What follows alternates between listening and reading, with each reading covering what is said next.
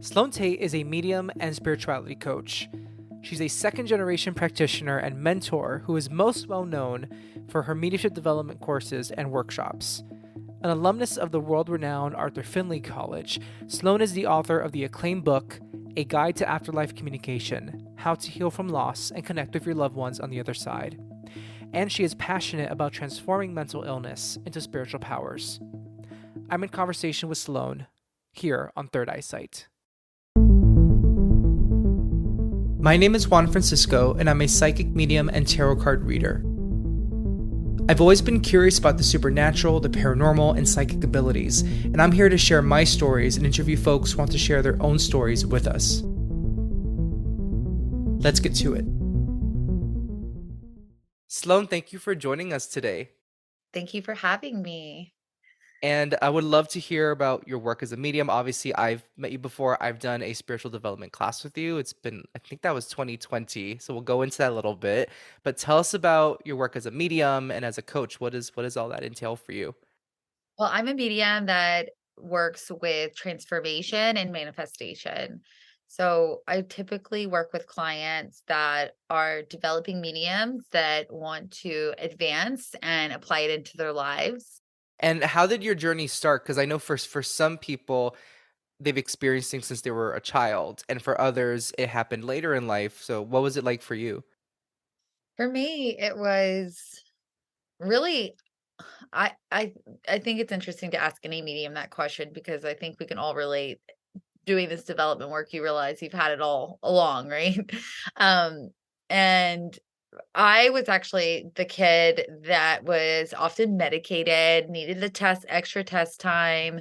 I really struggled to pay attention in school and had different like outbursts as a kid. And it wasn't till my great grandmother's death that one, I experienced her seeing spirits at her deathbed, and she was this very put together woman, and it really made me think.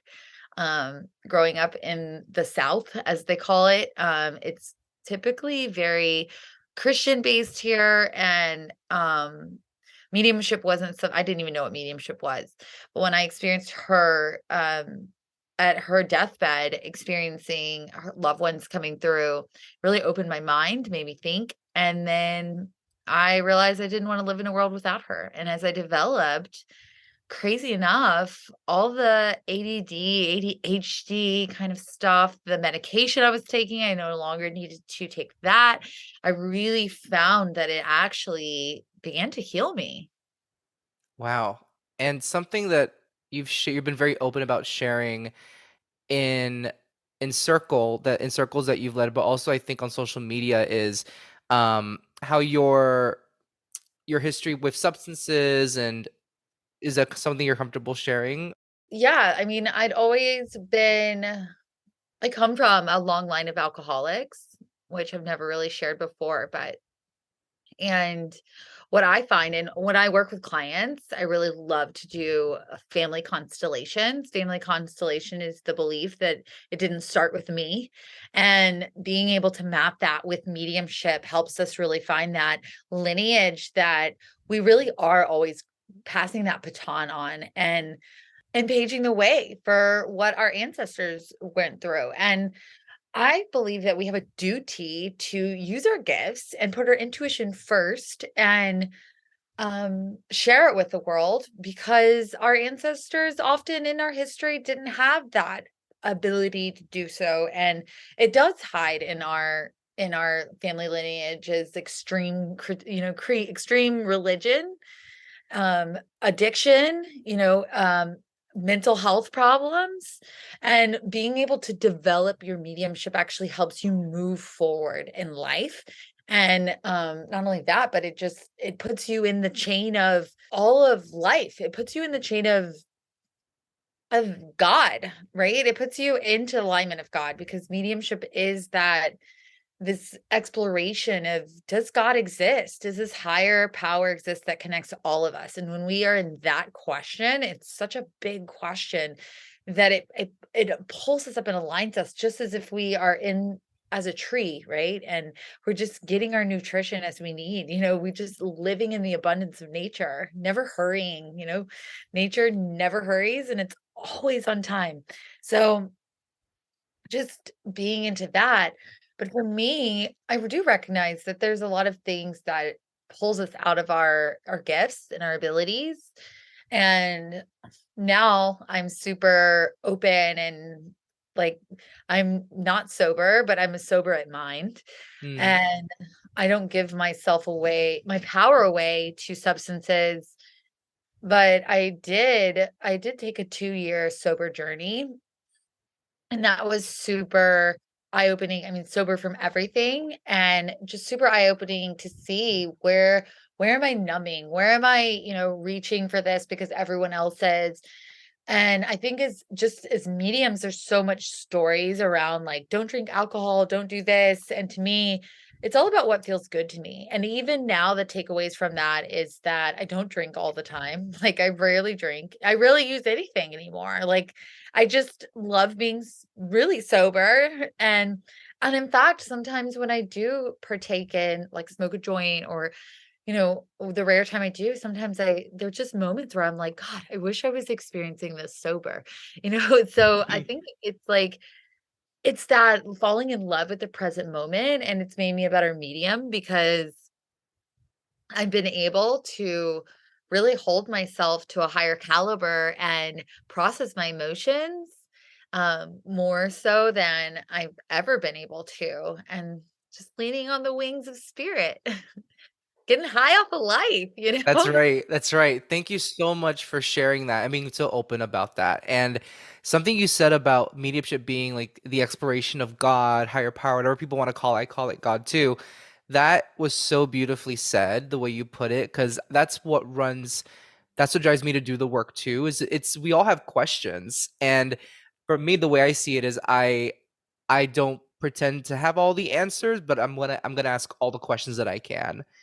And you just said it so beautifully. And how do you find how have you noticed substances showing up for like other peers of yours? Like, is that something that you've noticed to be a common or a almost common experience among people who have gifts?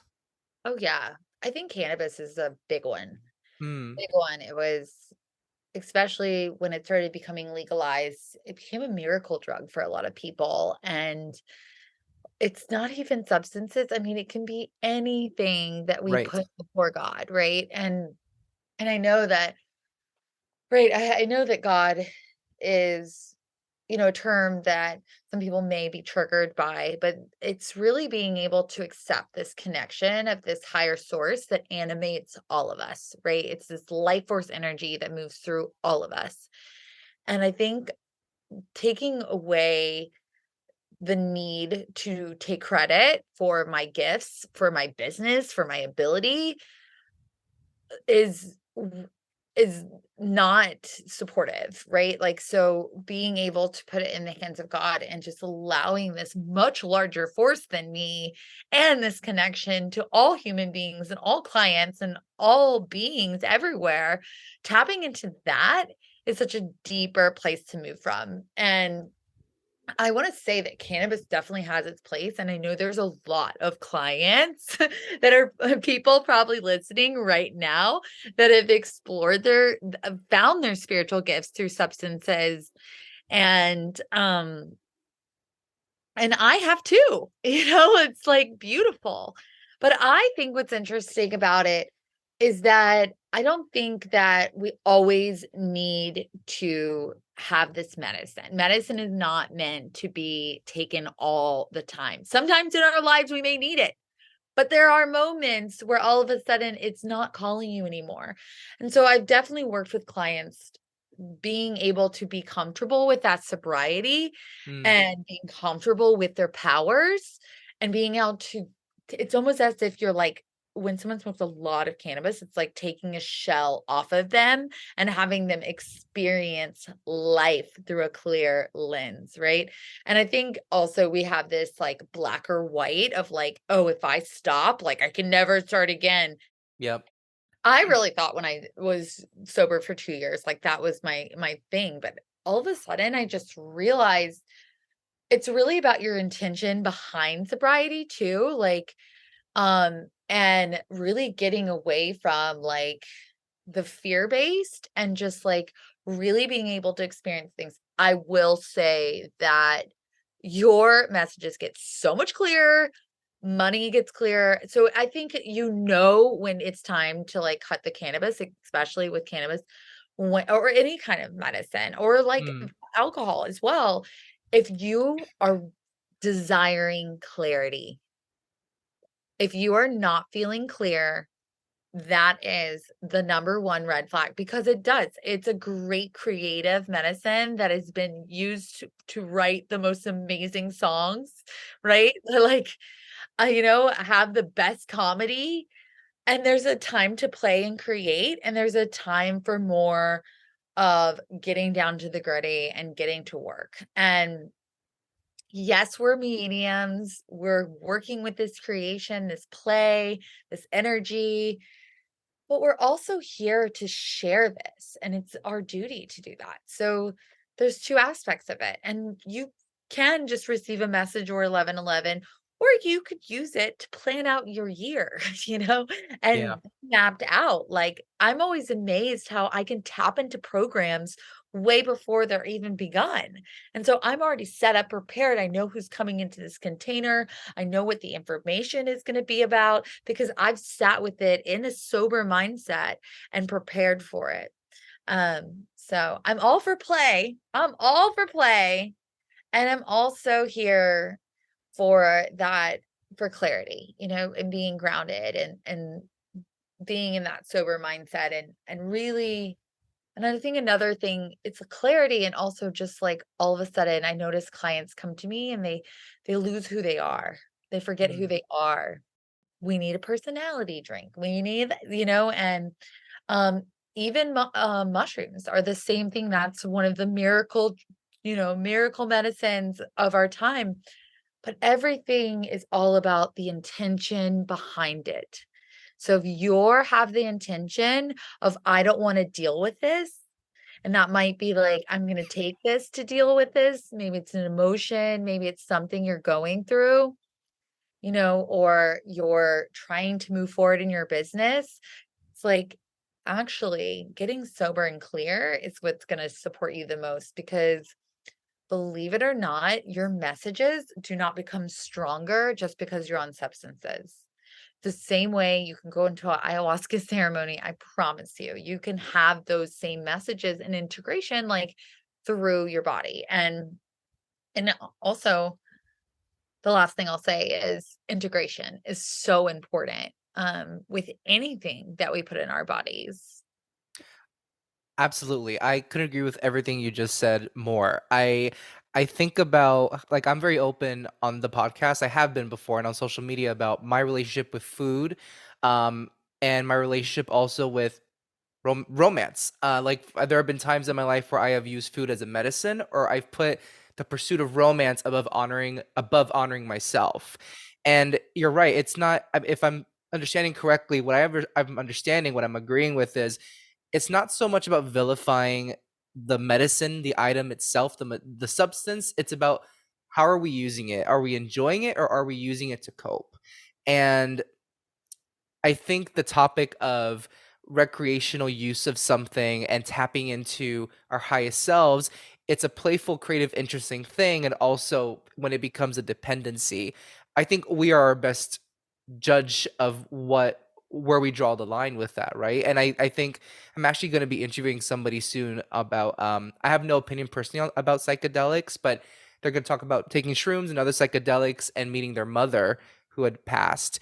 It's going to be a very exploratory episode, but anyways, I think the topic is so interesting, and the way I see it is, and let me know if you agree, that if that is the best, quote unquote, way to access our highest selves in the other side, wouldn't we have been born to? It's almost like when people are always trying to tap in all the time to the other side, the way I see it, if we were always supposed to be tapped in, we wouldn't have been born into these physical, meat sacks. Like, we're meant to live a human life and be present and grounded in our human bodies and have that access to the other side.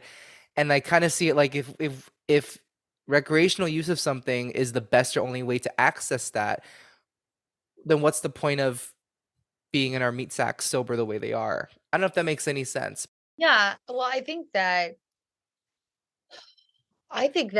it's great to play. And I get a lot of clients that have coming, and mediumship is such a great integration to this because after you have had some kind of spiritual awakening, it's great to work in mediumship because you can show up into a mediumship circle. You can coach with me or any medium out there and really start to put yourself on the spot to start to go back into our belief system of I already know the answers. They're all within inside of me. And this Yep. meat sack is this like highly intelligent, like crazy, like amazing source, right? Like it's like a radio station. Our bodies are like radio station, like a radio. We can tune into different frequencies.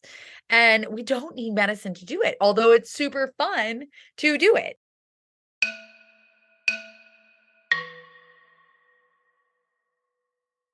I am all here for play because especially playing with medicines, like I also can what I feel from it is that I get more confidence that I already knew all along. So being able to apply that in my life and know that I don't have to have that. My amazing chiropractor, Jordan Kaplan from Miami Beach, told me was that one day he said, it's so fascinating. I'm reading this book, and one of the intro questions I need to know about someone is if whether they've done meth. And I know this is on a whole nother broad of medicines, right? Like that wouldn't call it medicine, a drug, right? Hmm. But he said that because as a chiropractor, all of these things that you take end up on your spine, right? So all the MDMA, the mushrooms, like, even the ayahuasca, the bufo, like all of those things that you intake to your body now knows, right? And it is stored on your spine. And he said this because he said, when I adjust them, some aspects of meth can go into your bloodstream, and you can have like a relapse basically from that. So you have to be careful when I'm adjusting people, depending on what kind of, if they've been a drug addict before in the past. And so he like put this on its intake question. And I know that's very different from, that's an extreme situation, but it really made me think, wow, okay. So when we intake these kind of medicines, all of this is like all information stored in our spine. And so therefore, it's always within me and I can access at any time. Yeah, I have not read this book, but there's a book called The Body Keeps the Score. I love And that book. I have not read it, and it's on my list, but that's that phrase, even though I don't know what the book specifically is about, that phrase, like literally our body holds the energies that we feed it, the energies that we are open to. And you're reminding me of in The Wizard of Oz, at the end of the movie, Dorothy, like Glinda, the witch, the good witch, tells her like, you could have gone home all this time. She goes, you mean I really could have gone home all this time? And Glinda says, yeah, you've always had the power within you to go home all this time. Always had the power, my dear. Yeah, Yeah. yeah, I think also mediumship works a lot with archetypes because the signs and symbols are really about us. And so sometimes when we experience these things, we can also have deeper experiences with our signs and symbols and being able to relate to people more commonly. So, yeah, totally. Now, I want to ask you, what has been for you the biggest gift of the work you do for you? Like, what's been something that's been really rewarding for you? hmm, I really love helping people. I think some of the best clients I've had, there's been a couple, so I'll put this in a general statement so no one feels that I'm pointing them out. But I think the women that have been locked up in some way, um, because they've been deemed crazy by society, and giving them the tools of mediumship and watching their lives transform. And I don't work with people in their active trauma typically, but just being able to restore and give them these women confidence that they are in the right knowing and like being able to restore faith and trust. Um, but I think more than anything, it's like I feel that whenever I'm close to my loved ones, when I'm channeling, when I'm doing working with mediumship, I feel like I'm the closest to God I ever have been, and I feel as if I'm closest to my loved ones. So to me, it's so special to get to share this, and I also feel that it's like part of this bigger plan, you know? It's like I'm just such a cheerleader. Like I love watching you grow and all the stuff that you post because I think that the world is moving in that direction. And I'm the kind of person that's like, oh, they could benefit from mediumship. They could, and I'm like, Yep.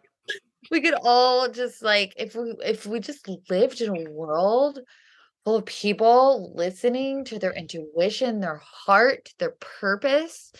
So beautiful how everyone's purpose is so unique. And I love the coaching aspect of being able to watch that prosper and see someone become insanely successful off of just being unique and Mm. most times something that people are shame themselves for, they think that it's a curse and it's like, no, darling, that's your gift. Like go fly. And I think that's a really beautiful, beautiful thing to watch and witness. And I wish more people had access to in this world. Wow. Yeah. I got a little emotional. We talked about people's uniqueness. I literally just had therapy today and we talked about that. So it's like it's hitting hard today. So yes, yes, yes to everything you said. And I want to flip my question, ask you what about your work has helped you grow as a person? Like I was gonna call it like what has been your biggest challenge in your work, but I want to frame it as something that has maybe been challenging, but where you've seen yourself grow as a result of the work you do. I would definitely say it's made me a much gentler, trusting me. I have realized, and I think when I first came out as a medium, I was just like, "I'm a medium." I was just like I felt as if I was fighting the world. I felt like I was deeming myself crazy and I was gonna out myself and, you know, I don't know. I realized through 10 years of this experience that no one cares. You know? That's the truth, yes. Yeah, it's Whether like we like it or not.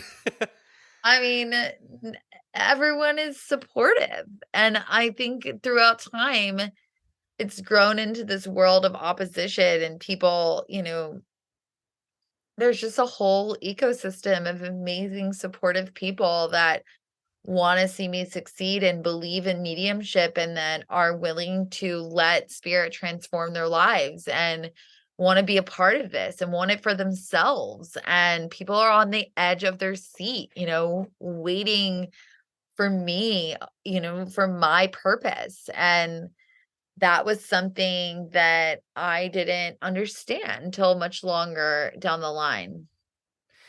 Yeah, I can understand a lot of what you said. I think that would you say that the earlier phase of coming into your own as a medium where you said that you I guess it sounded like you felt like you were on the defense about it. Do you feel like that was like a way to I'll share it from my perspective and my experience. I think sometimes I get so concerned about what people think that I'm on the defense automatically before they can say anything. Totally. It was like coming from the defense to offense. Yeah. I'm curious, and this may be like, I don't want, I mean, I'm curious because I feel like it's literally like coming out. Like that's what it felt like to me. Oh yes, oh yes. And as a gay man, I'm telling you, like, Okay. yes, I mean, for me, I do feel lucky and privileged that the people in my like my family, my friends are always it's something I always was obsessed with before I discovered my ability 2, 3 years ago. So these are things I talked with people about already. So I had an easier coming out as a medium and a reader, but 100% I think it's a coming out in a world where this is considered crazy and religion still has a tight hold on the culture. Not bashing religion, but there's a tight religious, narrow-minded hold on the culture. I think it's totally another coming out. I think it is a coming out of itself for sure.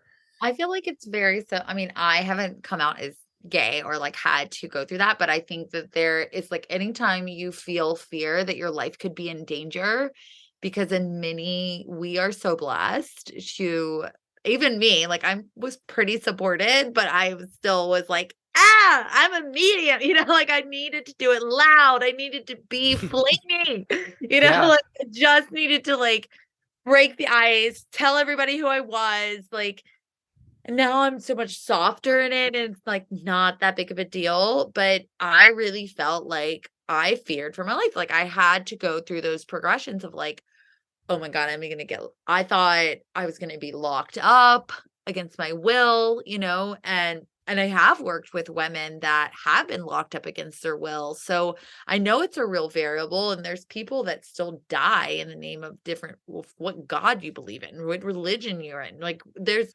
so many of these things to and teaching people to think for themselves and use their own intuition, like, is still very I mean, I know because I still get messages on Instagram all the time like, trolls, right? Like, Oh yeah.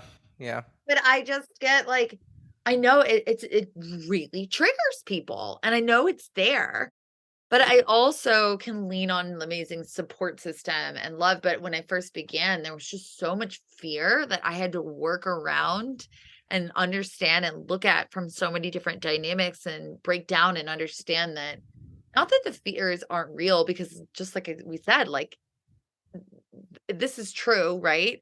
And I think the same for gays, like there's real tragic like places and countries where like it's not safe for you to come out, right? Yeah. And and so but I don't know. I feel like now, I do think that it comes from your belief system and being able to be on the offense side is like a process of like getting to that place. It is interesting to realize, like, no one really cares. Like, no, all of the trolls are like people from, I mean, no profile picture. They have like, User 23457. Yeah. yes, like, and they're like telling me that I'm speaking to the devil. They've never gone to any of my group, they're not my client. They've never been to any of my readings. And I don't know what that person's going through, but it must be really rough. So, Yeah, that exactly. Something I'm slowly realizing is, and I was just thinking about this as you were talking, there are three types of people that that I think exist. Three groups of people that exist when we speak our truth. Number one, the people that love and support us for speaking our truth. Number two, people that we think care but really don't give a shit, and they're mostly caring about how people think of them. They're not thinking about us. Then the third group are the trolls that we just. I think there's really only one group we got to focus on, are the people that love and support us. But it's true, like we're a lot of us, a lot like me, worrying about what people think growing up, and realizing those people are worrying about what other people think of them. Don't even think about me. people are more triggered by me because I'm single, I'm pretty, and I'm free.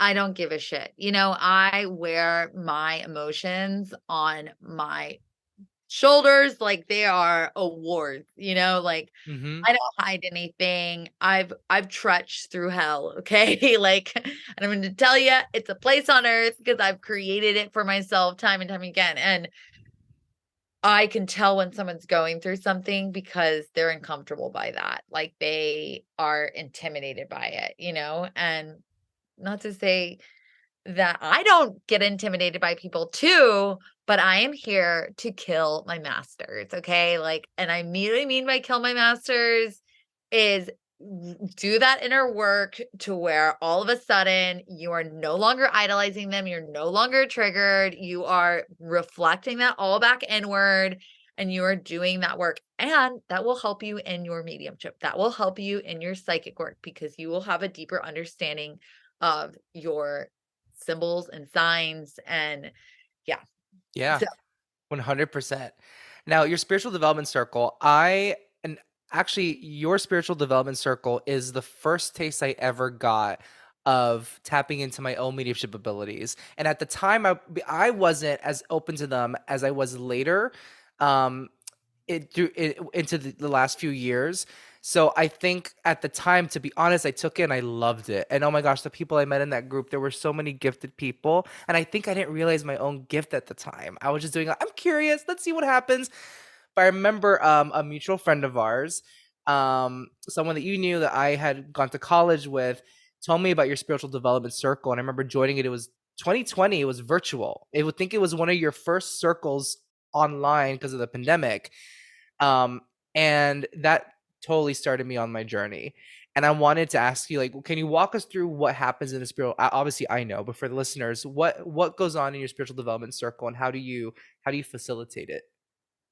Yes. Oh my God. If you are a psychic and want to get into mediumship, if you're just discovering, like anyone can show up to a medium circle, that's the best part. It really is just all levels mixed in, and um you channel spirit. What I do is I like to do is just put people on the spot and have them, there's different exercises. So you're not just completely freeing it, but there's, you really feel held and supported and in a really safe space to pick up what you're experiencing and feeling. And I'll guide you on what is a spirit. And as SDC in the spiritual development circle, so really supports us when we have imposter syndrome and we feel as if we're making it up, because I promise you, you're not.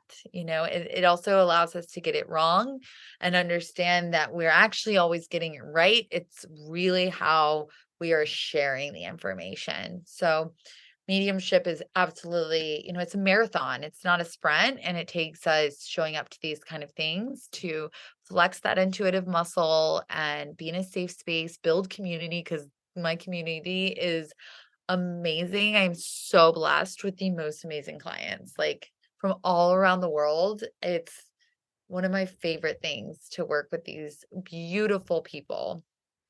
And I think the community you've built has started with how you hold a no judgment zone. Like your circle, I remember when I joined it, so I was so afraid to be wrong. And you created a very safe space. And from going to through like the 411 of like what are the different clairs, and like you said, what is a spirit? How does one channel, and how do you trust yourself? It was a really safe space to do that. Now, the last question I want to ask you is, what's one piece of advice you would give to someone who is telling you, I think I might be psychic. What next? Go to a medium circle, plain and simple, get to work. You cannot develop by just sitting in your room meditating. And it's really about showing up in community and just showing up. Really. I mean, the world needs us more now than ever. And we don't need to be overwhelmed by energies. We don't need to be in this place of projecting our shadow on other people. We need to be statured in a place where we are in our power and we are here for love, and we share that love with no judgment, really showing up in the world and taking space as spiritual leaders. So important. It's so important. Yeah, and how living our truth individually helps other people 100%. And we are literally cracking this world wide open. It is amazing. And I think that instead of looking at that the world is so effed, getting cuts on here. I it's great to see actually that we've evolved and we keep evolving. And um we are definitely moving more towards intuitive world. We're definitely getting more geared towards mental health Mhm. and being able to tap into our spirit guides and using this information and going beyond the vibe. I have a bad vibe. I have a good vibe about it. Like, get into the details, the juicy details. And that's how you do it in a medium circle, or like working one on one with a coach, like really getting into that. Like, you can pull so much information out of that, and there can be spirits in there can be storylines, there can be grandmas with, amazing, like, tea sets, I don't know, like, Yeah, all of those things, like, and being able to really tell the story, because mediums are storytellers at the end of the day. A to the men. So how can our listeners find out more about you and what you do? I would definitely suggest getting into my free Facebook group. There is so many amazing freebies and conversations that happen in there.